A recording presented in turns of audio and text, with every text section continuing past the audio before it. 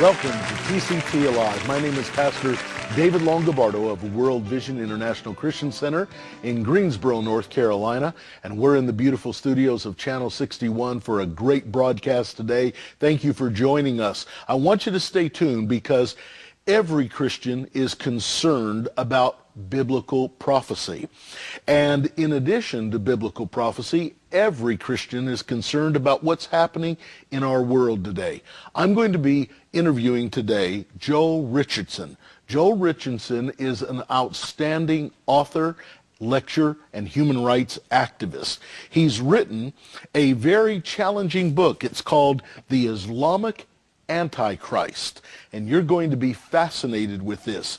You're going to be fascinated with it for several reasons. Number one, not only because of his comparisons with biblical prophecy, but his heart and his desire to reach and touch the Muslim community. Let me read you an excerpt, and I want you to listen to this. It says, on September 17th, 2005, the newly elected president of Iran, Ahmadinejad, addressed the United Nations National Assembly in New York City.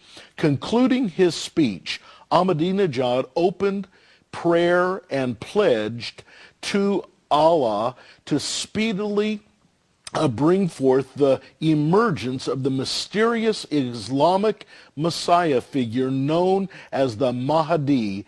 Journalists and scholars scrambled to understand exactly what he meant.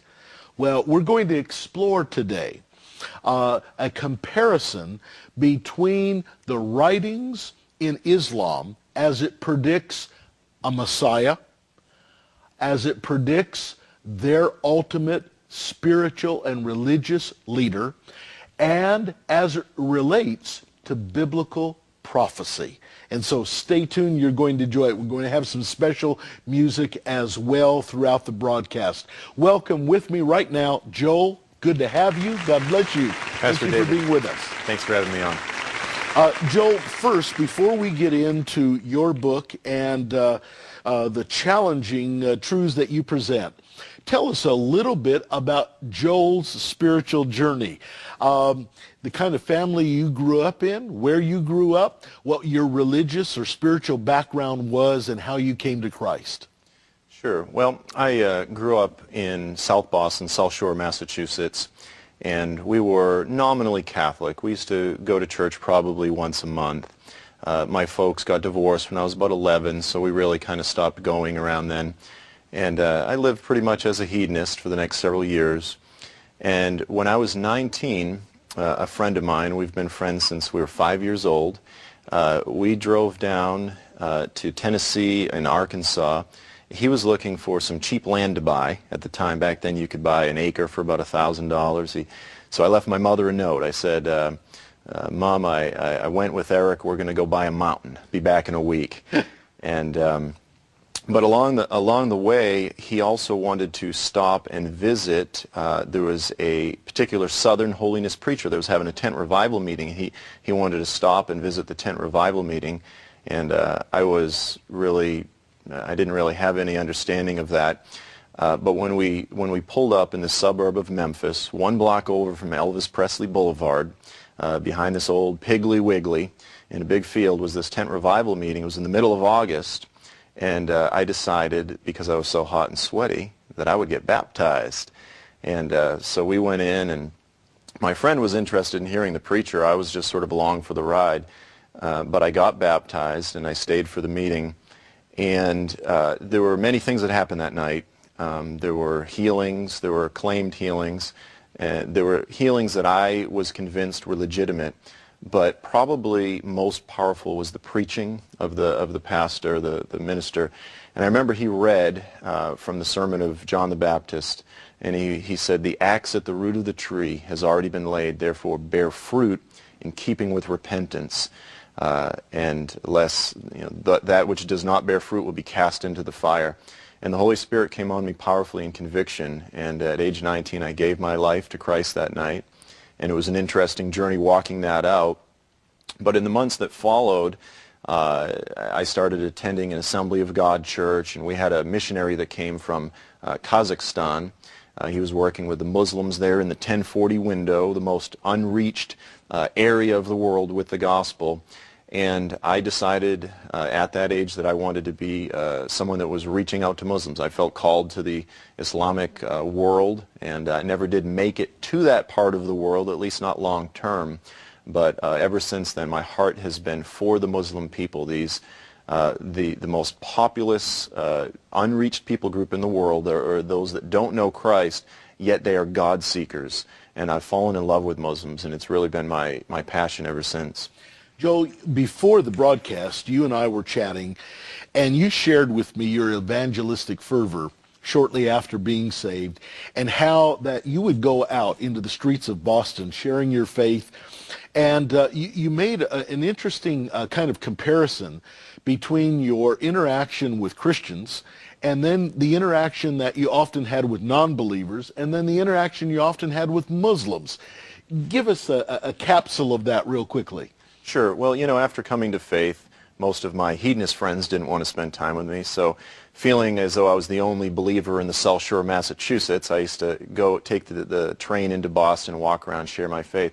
And what I found was that most Westerners, they don't like to talk about God, they don't like to talk about Jesus or the Bible, and if you try to talk to them about those things, the walls go up immediately, and you'll be marginalized as a religious kook. Then I discovered the Jehovah's Witnesses, and they'll talk to you a little bit until they find out that you don't want to become a Jehovah's Witness. But then I discovered Muslims. And what I found with Muslims, and this is one of the reasons that I fell in love with Muslims, is that Muslims love to talk about God, the Bible, Jesus, spiritual things, politics and religion, those subjects that are off limits to the Western mind. And they will sit there and talk with you and engage and argue and shake their fists at you for hours.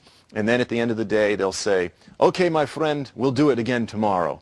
And so it was for that reason that I said, I love these people. They are, in fact, most often God seekers. And that was also a significant element in cementing my heart and my call to the Muslim peoples. Prior to that, had you been exposed much in any way to the Muslim community or to the Quran or to their beliefs?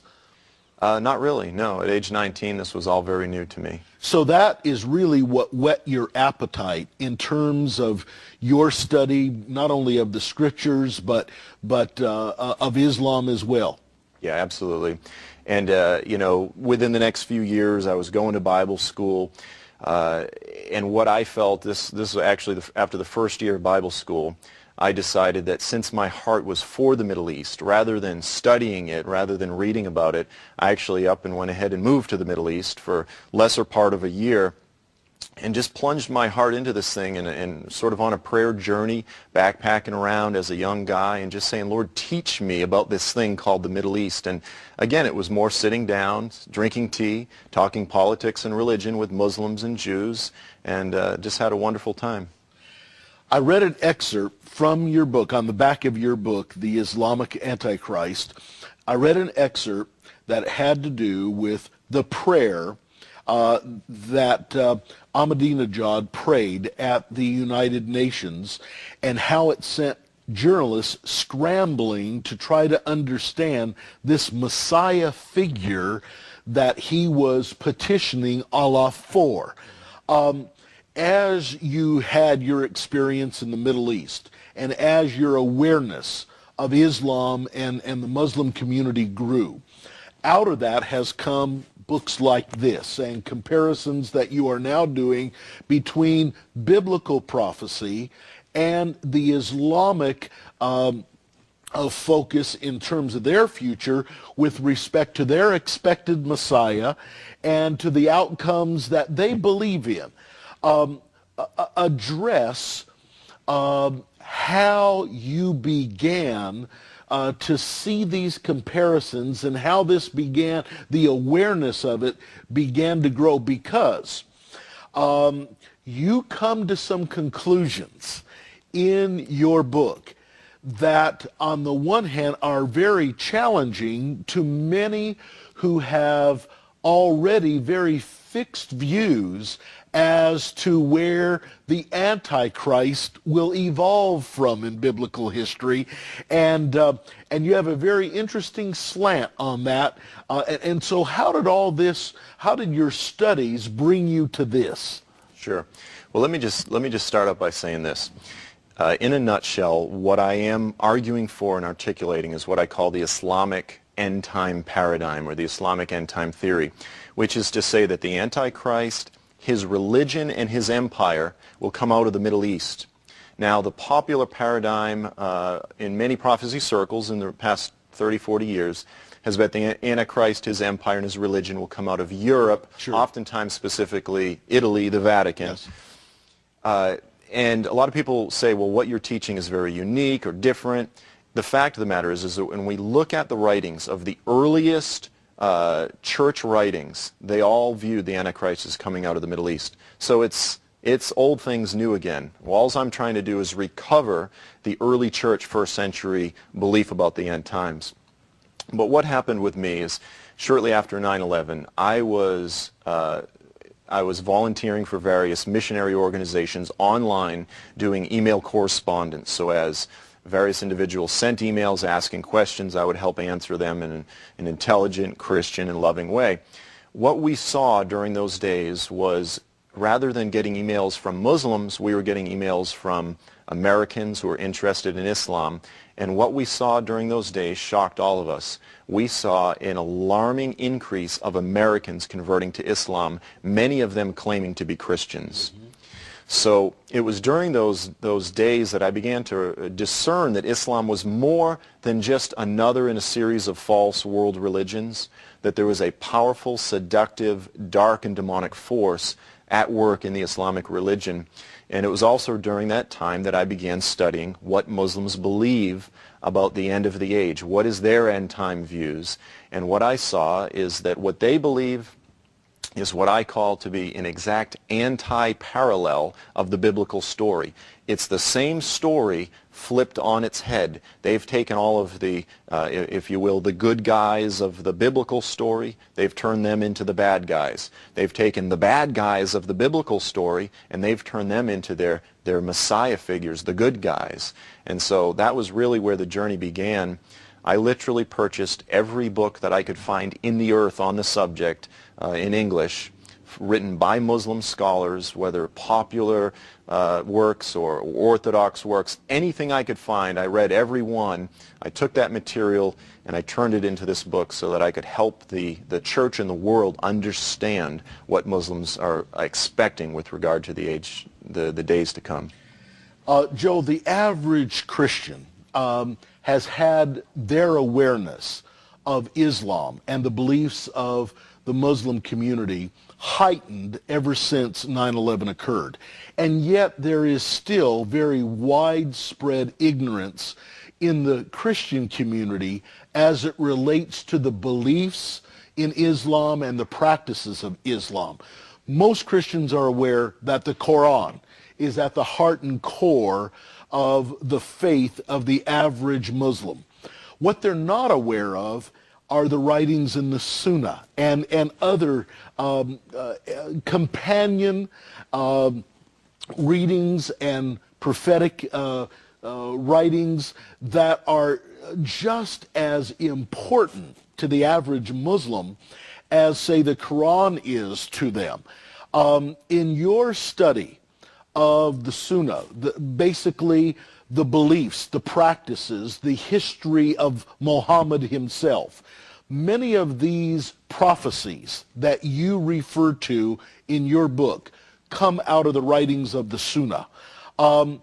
Give us an understanding of what you have discovered as it relates to Islamic prophecies and their comparisons with what you know to be biblical prophecies. Sure. Yeah, well, exactly as you said, Muslims, their faith is based not only on the Quran, but also the extra Quranic writings called the Sunnah or the Hadith, as well as their history, the Sirat literature, and so forth. These things hold an equal weight of authority. So a lot of times, this is important for Christians to understand. A Christian will bring up something about Islam, and the Muslim will say, "Where's that in the Quran? That's not in the Quran." Well, that's a smokescreen, because he knows very well that they have extra Quranic material that is equally authoritative to them in their faith.